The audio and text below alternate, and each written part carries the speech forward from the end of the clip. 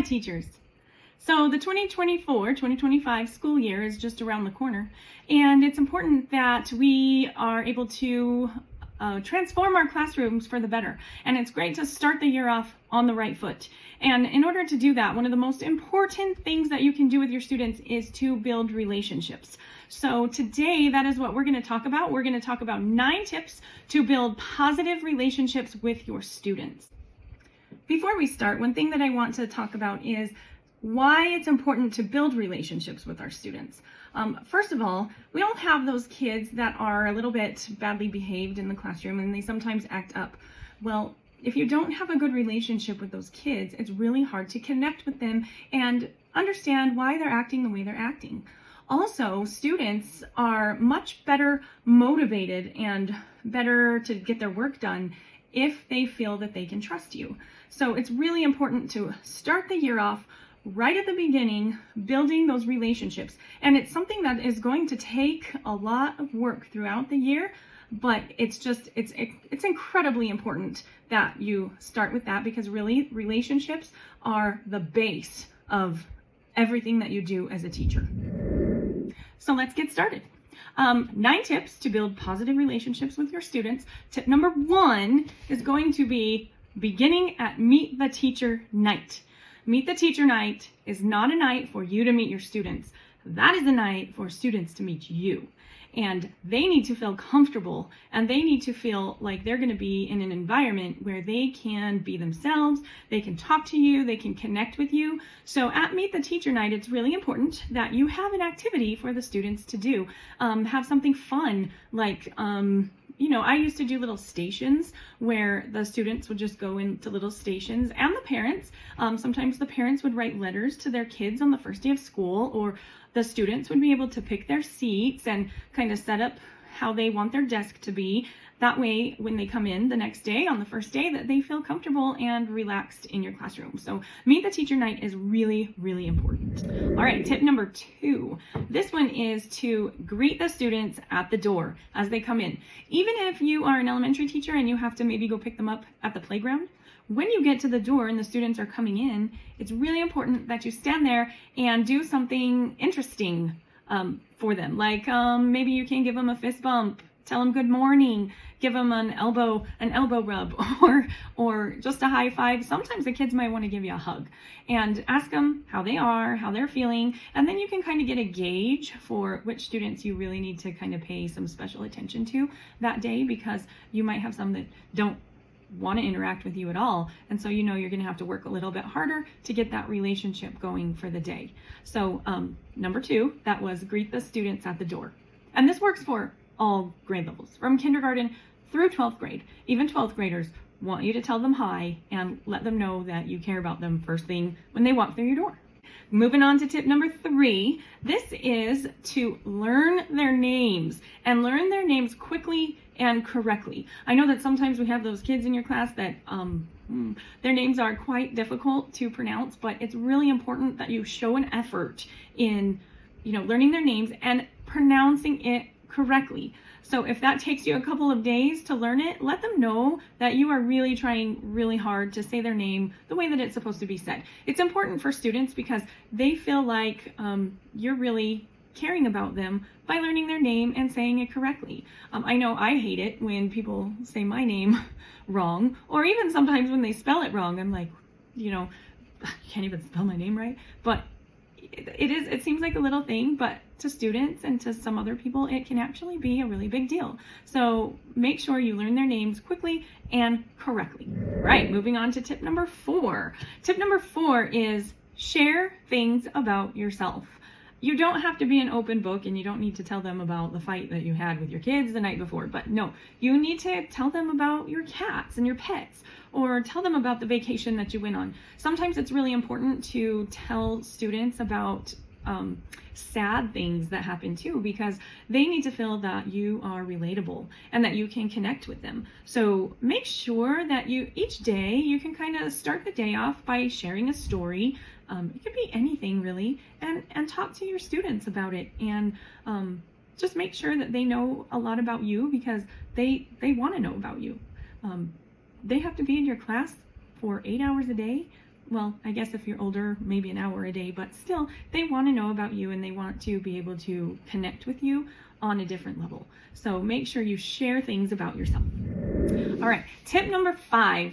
This one is about building relationships with classmates, because your students not only need to build a relationship with you, but they also need to with their classmates, because they're going to have to work with these students every day on different assignments and different projects that you might give them. So get them to know each other and learn about each other, and do this by doing some fun icebreakers.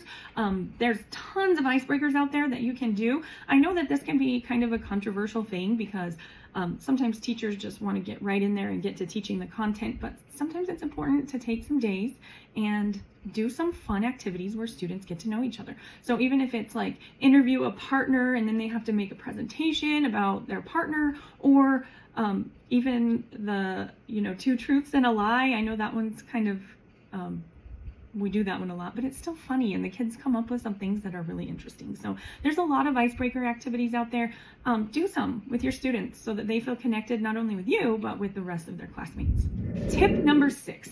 This one is all about your classroom. You need to make sure that your classroom feels warm and welcoming. And what that means is that, it's organized. The seating arrangements are in a organized manner where students can move around the room easily. You have your specific places marked, like they know exactly where the library is, they know where the pencil sharpener is, they know where the tray is to turn their work in. That kind of thing is really important for students to know. It's also important, how you decorate. I have seen a lot of teachers really go all out with decorating, but maybe do a little bit over the top on the pink. Well, you got to think about how inclusive your classroom is. Not everybody is going to enjoy a hot pink classroom. Some will, some they will feel uncomfortable. So you really got to make sure you choose some neutral colors and make sure that it's not just all one color, but it's different, so that all students can enjoy it. Choose a theme if you want to. You don't need to spend a bunch of money, but try just a theme or a theme set of colors that you can use in your classroom to just make it more welcoming and fun for your students. Tip number 7, I think this one is really important because students need to have ownership in their classroom. So tip number 7 is to build rapport by having students create their own classroom rules together. So one way that I would do this is I would have the students work in groups and have them come up with rules for the classroom, but then they have to kind of justify why those rules are important. Then I would come together as a class and maybe pick like the top 5 rules and have the kids vote on it to see which rules they would like to put into place in the classroom, so that they have ownership and they feel like they came up with these, so they have to follow them because they understand why they're important. So tip number 7 is to let the students create your rules together as a class. 2 more tips. This is tip number 8. It's really important that you show genuine interest in every student in your classroom. So I know that sometimes you can be in the middle of a lesson and a student will raise their hand and be like, Mrs. Rogers, I went to the movies last night and I saw whatever, and then they're telling you this. Maybe, and I know that you don't want them to interrupt you, but you could say something like, I am really excited to hear about this.